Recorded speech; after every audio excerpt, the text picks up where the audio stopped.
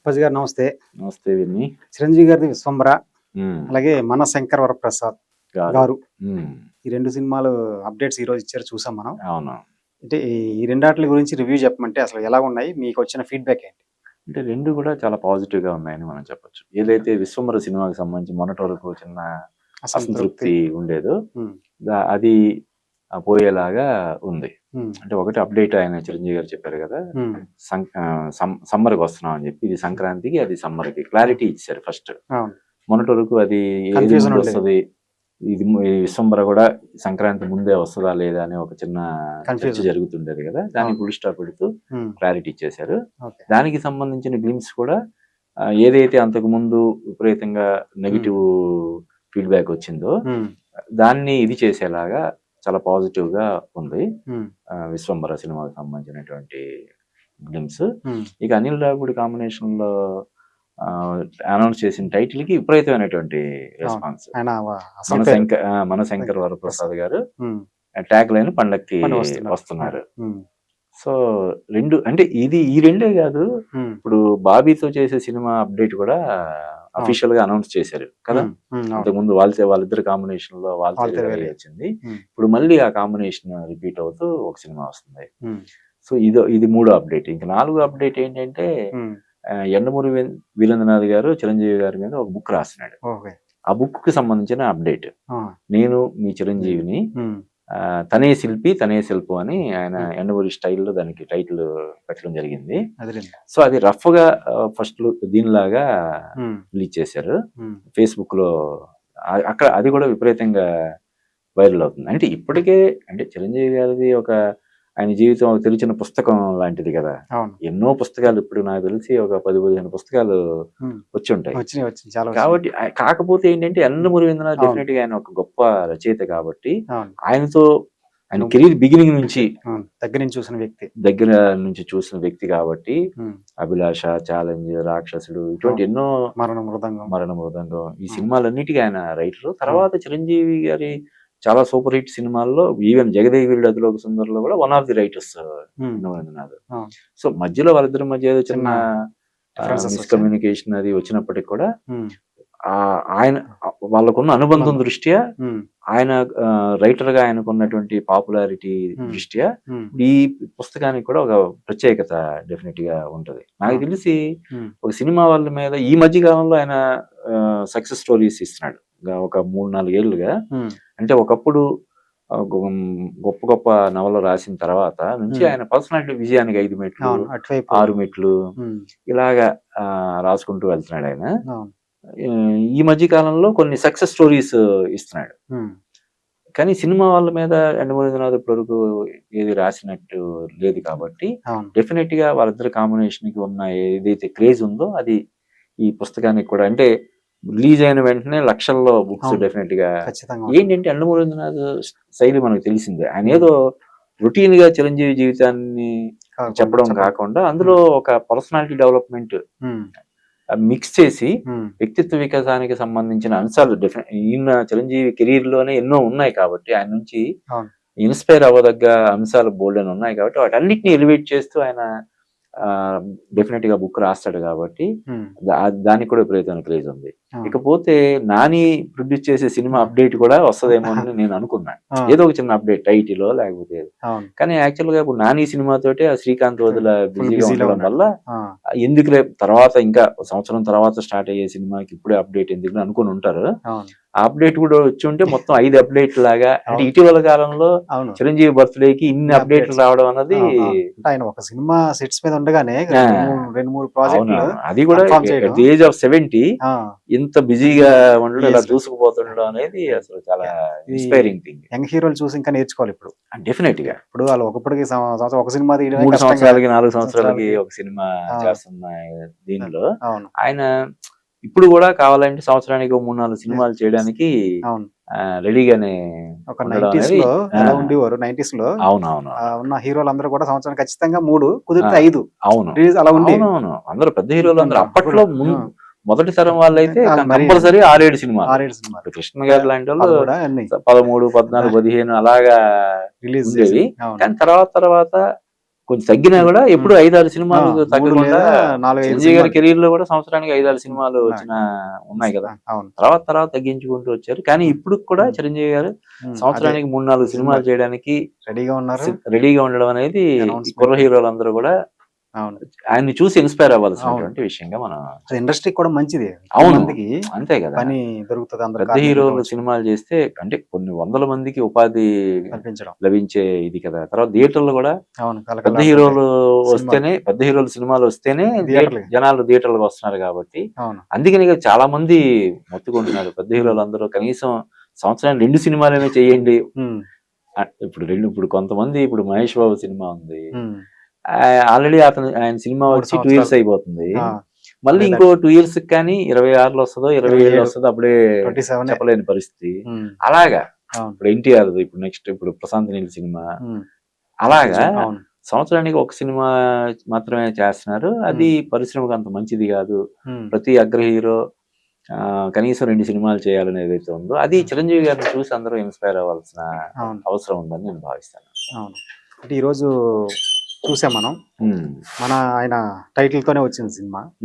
అయితే ఇది అంత ఎక్కువగా చూపించలేదు, ఓన్లీ టైటిల్ కోసమే రిలీజ్ చేసి, టైటిల్ అనౌన్స్మెంట్ కోసం రిలీజ్ చేశారు. దీని గురించి నెగిటివ్ ఫీడ్బ్యాక్ అని వచ్చిందా? అంటే మీరేం చెప్తారు? నెగిటివ్ ఫీడ్బ్యాక్ పెద్దగా ఏం లేదు కానీ, అంటే టైటిల్ కొంచెం లెంగ్త్ ఎక్కువ ఉంది. అలాగే స్మోక్ చేయడం గురించి కూడా ఆయన అంటే మనశంకర ప్రసాద్ గారు అదే టైటిల్ పండక్కి వస్తున్నారు అనేది ట్యాగ్ లైన్. మరి అంతకుముందు అత్తకేముడు, అమ్మాయికి మొగుడు, జగదేకి వీరుడు, అతిలో సుందరి, ఇవి కూడా మరి లెంగ్తీ టైటిల్స్. ఆ రకంగా చూస్తే పాజిటివ్, ఇది లెంగ్తీ టైటిల్ ఉండడం అనేది ఓ పాజిటివ్ దీని కింద చూడాలి. అయితే ఆ స్మోకింగ్ సీన్ అది మాత్రం కొంచెం నువ్వు అన్నట్టు అబ్జెక్షనబుల్. అంతకుముందు కూడా నేను వేరే వీడియోలో కూడా చెప్పాను నేను. అంటే ఇప్పుడు మనం చూసే ప్రతి సినిమాకి ముందు ఒక డిస్క్లైమర్ లాగా ఖచ్చితంగా వేయాల్సిన దీనిలాగా వేస్తున్నారు.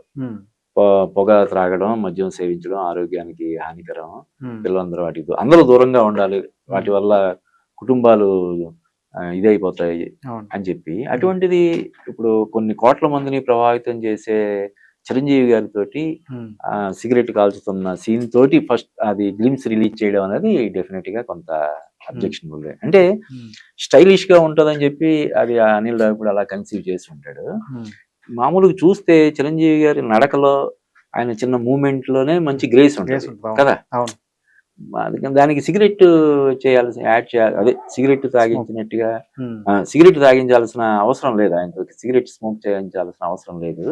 మరి అది ఎందుకు పెట్టారా అని నాకు కొంచెం అదొక్కటి, అంటే ఇన్ని పాజిటివ్ వీటి మధ్య అదొక్కటి చిన్న అబ్జెక్షన్ దీని కింద అనిపించింది. సో అది మినహా మిగతా అప్డేట్స్ అన్ని కూడా ఫ్యాన్స్ అందరూ కూడా హ్యాపీగా ఇది చేసేలాగా, ఈ విశ్వంబర కోసం కానీ లేదంటే మనశంకర వరప్రసాద్ గారి గురించి కానీ ఈగర్గా వెయిట్ చేసేలాగా ఉన్నాయని మనం చెప్పవచ్చు. అయితే ఈ సినిమాలో వెంకటేష్ గారు నటిస్తున్నారని చెప్పి అవును ప్రచారం జరిగింది, తర్వాత కూడా కన్ఫర్మ్ చేశారు. అవును, ఈ రిలీజ్ చేసిన గ్లిమ్స్ కూడా ఆయన వాయిస్ అవును ఉంది. అవును, ఇద్దరు కాంబినేషన్ ఎలా ఉండబోతుంది, ఇద్దరు కలిస్తే అసలు కామెడీ ఆయన స్టైల్. అవునవును, ఈ కామెడీలో మంచి ఇది, ఇంకా చిరంజీవి గారు చెప్పనవసరం లేదు, కామెడీలో మాస్టర్. కాబట్టి వాళ్ళిద్దరు కాంబినేషన్ లో మంచి హిలేరియస్ గా ఉంటదని, అందులోను కామెడీని పండించడంలో, అంటే జనరల్ గా అనిల్ రావిపూడి సినిమాలకు సంబంధించిన విమర్శ అదే కదా, ఏదో అప్పటికప్పుడు చూసి ఎంజాయ్ చేసే కామెడీ లాగా ఉంటది అని ఒక చిన్న విమర్శ ఉంటది. కానీ మరి ఎంటర్టైన్ చేయడం అనేది చాలా ఇది కష్టం. అందులో కామెడీని పండించడం అనేది మామూలు ఆర్టిస్టులకి కష్టమే. పర్టికులర్ గా వరుసగా కొన్ని సినిమాలు కామెడీ జోనర్ లో కామెడీతో హిట్ చేయించడం అనేది చాలా కష్టమైనటువంటి విషయం. అప్పట్లో జంధ్యాల గారు ఆ ఫీట్ చేయగలిగేవారు, ఈవి సత్యనారాయణ అలాగా. ఇప్పుడు అనిల్ రావిపూడి అది హ్యాపీగా చేస్తున్నాడు, ప్రతి సినిమా తోటి కూడా హిట్ మీద హిట్ కొట్టుకుంటూ హిట్ మిషన్. కాబట్టి వీళ్ళిద్దరు కాంబినేషన్ లో డెఫినెట్ గా ఇప్పుడు దానికి తోడు ఈ సంక్రాంతికి వస్తున్న సినిమాలో ఏదైతే ఒక బుల్లిరాజు క్యారెక్టర్ అద్భుతంగా పేలిందో, ఆ కుర్రాడు కూడా ఇందులో లెంగ్తీ క్యారెక్టర్ ఉందని చెప్పి మనకు తెలుస్తుంది. కాబట్టి డెఫినెట్ గా ఇది సంక్రాంతికి ఒక ఫీస్ట్ లాగా, ఒక విందు భోజనం లాంటి సినిమా అవుతుందని మనం ఎక్స్పెక్ట్ చేయొచ్చు. అయితే అనిల్ రావిపూడి గారి ప్రస్తావన వచ్చిందంటే చాలా మంది, అనిల్ రావిపూడి మీరు అన్నట్టుగా ఏదో లక్క మీద కొట్టేస్తున్నాడు, ఆ, ఏమీ లేకుండానే కథ ఉమ్, పూర్తిగా లేకుండానే ఏదో అంటున్నారు అంటూ కొంచెం విమర్శలు ఉన్నాయి. ఆ, కానీ ఒక కామెడీ పండించడం మామూలు విషయం కాదు. మామూలు విషయం కాదు. ఇంకోటి ఇప్పుడు చాలా ఎంటర్టైన్మెంట్ మనకు అందుబాటులో ఉంది. ఉమ్, ఒక జబర్దస్త్ కానీ ఉమ్, ఇంకోటి రకరకాల అవును. చాలా అవైలబుల్ గా అంతా ఉన్నా కూడా వాటిని దాటుకొని వీళ్ళు కామెడీ చేయాలంటే ఉమ్, మామూలు విషయం కాదు. మామూలు విషయం. ఇంకోటి లక్ అంటే ఏదో ఒక సినిమా, 2 సినిమాలు, 3 సినిమాలు ఉమ్, లక్ అంతే కదా. ఉమ్, అవును. 1 లేదా 2, 3 ఉమ్, వరుసగా 4వది, 5వది, 6వది హిట్ అయిన తర్వాత కూడా లక్ అంటే అవును. అది కరెక్ట్ కాదు కదా. అవును. కాకపోతే ఇప్పుడు F3 సినిమాకి ఎక్కువ విమర్శలు వచ్చాయి. ఉమ్, ఆ, అంటే F2 సినిమా రేంజ్ లో ఉంటదని ఉమ్, ఎక్స్పెక్టేషన్స్ తోటి థియేటర్లకు వెళ్ళిన వాళ్ళు కొంత డిసప్పాయింట్ అయ్యారు. కమర్షియల్ గా ఆ సినిమా బయటపడినా కూడా కొంచెం విమర్శలు వచ్చాయి. ఓకే. అలాగే మహేష్ బాబుతో చేసిన సినిమా విషయంలో కూడా ఫ్యాన్స్ ఎక్కువ ఎక్స్పెక్ట్ చేయడం వల్ల ఉమ్, దానికి కూడా అంటే కమర్షియల్ గా అది కూడా పెద్ద హిట్ అయినా కూడా దానికి కూడా కొంచెం అవును. విమర్శలు వచ్చాయి. ఉమ్, ఈ విమర్శలన్నిటికీ సంక్రాంతికి వస్తున్న వస్తున్నా? సినిమాతో ఫుల్ స్టాప్ పెట్టాడు ఆ, కదా. అవును. పైగా ఇప్పుడు ఇది చూస్తుంటే ఈ గ్లిమ్స్ ని బట్టి ఉమ్, చిరంజీవి చీఫ్ సెక్యూరిటీ ఆఫీసర్ లాగా ఉమ్, చేస్తున్న ఇది ఉంది. ఉమ్, సంక్రాంతికి వస్తున్నాళ్ళేమో వెంకటేష్ ఉమ్, పోలీస్ ఆఫీసర్ క్యారెక్టర్ కదా. అవును. కాబట్టి వీళ్ళిద్దరు కాంబినేషన్ ఇప్పుడు ఉమ్, నాకు తెలిసి వెంకటేష్ క్యారెక్టర్ అదే క్యారెక్టర్ కంటిన్యూ అవుతుందా ఉమ్, అని ఒక చిన్న చిన్న ఊహాగానం కూడా ఇప్పుడు జరుగుతుంది. ఓకే. ఒకవేళ అదే సినిమాకి సీక్వెల్ లాగా వస్తే ఇప్పుడు టైటిల్ కూడా అలాగే ఉంది కదా, ఉమ్, పండక్కి వస్తున్నాం, అది సంక్రాంతికి వస్తున్నాం, ఇదేమో పండగకి వస్తున్నాడు, మన శంకర్ వరప్రసాద్ గారు పండక్కి వస్తున్నాడు. వస్తున్నారు. ఉమ్, దాన్ని బట్టి చూస్తే ఉమ్, అందులో క్యారెక్టర్లకి కంటిన్యూషన్ ఉంటుందా లేదంటే ఏ విధంగా దాన్ని డిజైన్ చేసి ఉంటాడు అనేది మనం వెయిట్ చేయాలి. ఉమ్, ఇంకా టైటిల్ ఇది చేశారు కాబట్టి నాకు తెలిసి ఇంకా ఉమ్, వారానికి కనీసం 1-2 అప్డేట్స్ అయినా మొదలైంది. మొదలు పెడతాడు అవును, మనోడు. అవును. ప్రమోషన్స్ చేయడంలో మనోడు ఎక్స్పర్ట్ కదా. అవును. సంక్రాంతికి షూటింగ్ వస్తున్న స్టార్ట్ సినిమా అయినప్పటి నుంచే ఆ, ప్రమోషన్ డిఫరెంట్ గా ప్లాన్ ఈ చేస్తున్నారు. సినిమాకి సంబంధించి ముందే స్టార్ట్ చేశాడు. అవును, అవును. ఇంకా విచిత్రం ఏంటంటే ఉమ్, నయనతార గారు అసలు ప్రమోషన్స్ గారు అసలు కరెక్ట్. ఆమె చేత కూడా ప్రమోషన్ ఒప్పించడం అంటే అవును. మామూలు విషయం అసలు కాదు. ఇప్పుడు వరకు ఏ సినిమా కూడా తను ప్రమోషన్ చేయలేదు. అటువంటిది రావడమే సెట్స్ కి రావడమే ఒక అది కూడా మేకప్ వేసుకుంటూ అవును, కారులో ట్రావెల్ చేస్తూ అవును, ఇలాగా అంటే ఒక కాన్సెప్ట్ అనుకొని షూట్ చేసిన ఇవి కాబట్టి అవును. ఆమెను కూడా ప్రమోషన్స్ కి ఒప్పించాడంటే ఉమ్, ఇంకా చిరంజీవి గారు ఆయన స్వతహాగానే ప్రమోషన్స్ అంటే ఆయన మహా ఇష్టం కాబట్టి చేయడం, అవును, తన సినిమాని ప్రమోట్ చేయడం అనే దానికి ఆయన చాలా అవును. ఇంట్రెస్ట్ చూపిస్తాడు, శ్రద్ధ పెడతాడు ఆయన. అవును. ఇంకా దానికి అనిల్ రావిపూడి తోడైతే ఎలా ఉంటది కదా. అంతే. కాబట్టి ఇంకా ఈ ఈ వారం నుంచి ప్రతి వారం ఏదో ఒక అప్డేట్ వస్తూనే ఉంటది. ఇంకా నవంబర్, డిసెంబర్ నుంచి ఒక రేంజ్ లో వెళ్ళిపోతారు దసరా నుంచి ఇంక వేరే కదా. లెవెల్. అందుకనే నాకు తెలిసి ఇప్పుడు ఒకవేళ విశ్వంబర సినిమా షూటింగ్ అది పూర్తయి ఉన్నా కూడా ఎందుకు వాయిదా వేసి ఉంటారంటే ఒక పక్క ఏమో అక్టోబర్, నవంబర్ నుంచి ఆ సినిమా ప్రమోషన్స్ అగ్రెసివ్ గా వెళ్తారు. ఒక పక్క ఇది అంటే 2 సినిమాలకి ప్యారలర్ గా ప్రమోట్ చేయడం అన్నది మంచిది కాదు కాబట్టి గ్రాఫిక్స్, విఎఫ్ఎక్స్ పరంగా మళ్ళీ ఇబ్బంది. ఇప్పుడు హరిహర వీరమల్ల ఎన్నిసార్లు వాయిదా పడింది, అప్పటికప్పుడు ఇంకా అయిపోద్దులే ఈ నెలలో అయిపోద్ది అనుకోవడం, తీరా చూస్తే అవ్వకపోవడం, మళ్ళీ వాయిదా వేయడం, అలాగా మళ్ళీ వాయిదా వేయాల్సిన అవసరం. యాక్చువల్ విశ్వంబర మరి లాస్ట్ సంక్రాంతికి రావాల్సిన సినిమా కదా ముందుగా అనుకున్న దాని ప్రకారం. అటువంటిది ఆ సంక్రాంతి కాకుండా ఈ సంక్రాంతికి కూడా రాకుండా సమ్మర్ కి వస్తుందంటే 1.5 year డిలే. అయితే దానికి సంబంధించి చిరంజీవి గారు ఆల్రెడీ వివరణ ఇచ్చాడు. ఇది అంటే అందరినీ అలరించేలాగా, ఆకట్టుకునేలాగా అద్భుతంగా అవుట్పుట్ రావడం కోసం మేము ఈ టైం తీసుకుంటున్నాం అని ఏదైతే ఆయన హామీ ఇచ్చాడో, ఇప్పుడు ఈ రిలీజ్ చేసినటువంటి గ్లిమ్స్ లో కూడా కనిపిస్తుంది, క్వాలిటీ అనేది కనిపిస్తుంది. కాబట్టి ఇంక విశ్వంబర సినిమాకి సంబంధించి కూడా ఫ్యాన్స్ పెద్దగా టెన్షన్ పడాల్సినటువంటి అవసరం లేదు.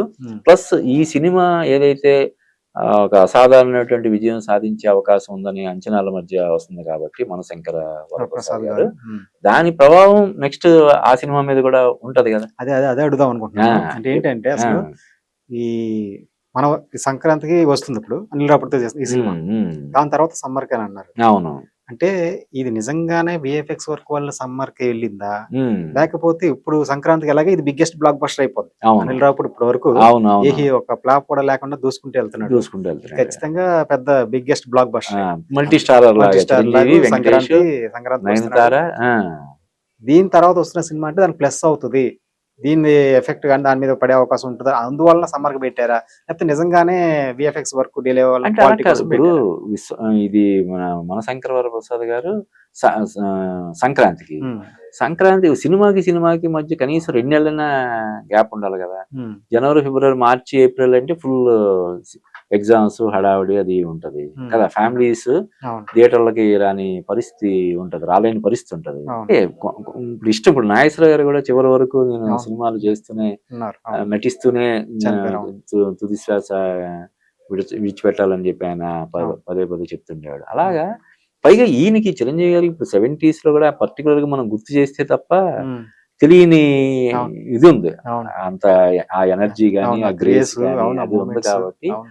ఆయన హ్యాపీగా ఇదే దూకుడు కొనసాగితే ఉమ్, ఒక 4-5 సంవత్సరాల్లో 200వ చిత్రాన్ని ఆయన కంప్లీట్ చేయొచ్చు. ఉమ్, పైగా ఇప్పుడు ఆయన మొన్న మన కుబేర ఫంక్షన్ లో ఆయన అవును. మాట్లాడిన దాన్ని బట్టి అవును భవిష్యత్తులో ఇప్పుడు అవును. ఆల్రెడీ 3-4 సినిమాలు ఉమ్, సోలోగా ఉన్నాయి. ఉమ్, వాటి తర్వాత ఏదైనా ఇంపార్టెంట్ క్యారెక్టర్స్ ఒక రజనీ, ఇప్పుడు ఎలాగైతే రజనీకాంత్ ఒక ఫార్ములా అలాగ ఫాలో అవుతున్నాడో, ఉమ్, ఈ మమ్ముట్టి, మోహన్ లాల్, సురేష్ గోపి వాళ్ళు చేస్తున్నారు. ఉమ్, అలాగా చిరంజీవి గారు కూడా కుర్ర హీరోలతో కలిసి ఉమ్, సినిమాలు చేసే అవకాశం ఉంది.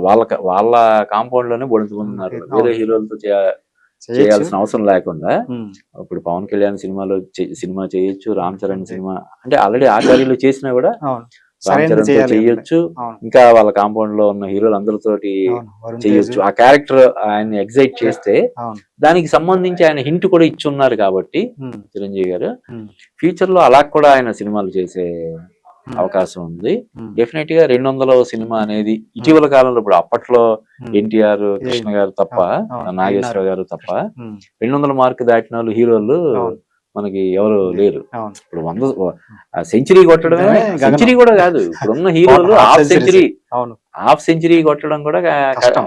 కష్టం. కొడతారా లేదనే అంత అవును. ఇది ఉంది కదా. అవును 2 సంవత్సరాలు 3 సంవత్సరాలు సినిమా చేస్తే అవును. ఎప్పుడు కొట్టాలి హాఫ్ సెంచరీ అవును కదా. ఇప్పుడు మహేష్ బాబు గానీ, అల్లు ఎన్టీఆర్ అర్జున్ గానీ, గానీ, అల్లు అర్జున్, రామ్ చరణ్ గానీ, ఎన్టీఆర్ గానీ వీళ్ళెవరు కూడా హాఫ్ 50 సెంచరీ కూడా 50 కొడతారా చేస్తే లేదా గొప్పది. అంటే అవును. అటువంటిది చిరంజీవి గారు ఉమ్, మన ఆ తరం హీరోల తర్వాత ఉమ్. 200 సినిమాలు చేసే అవకాశం ఉందని మనం భావించవచ్చు.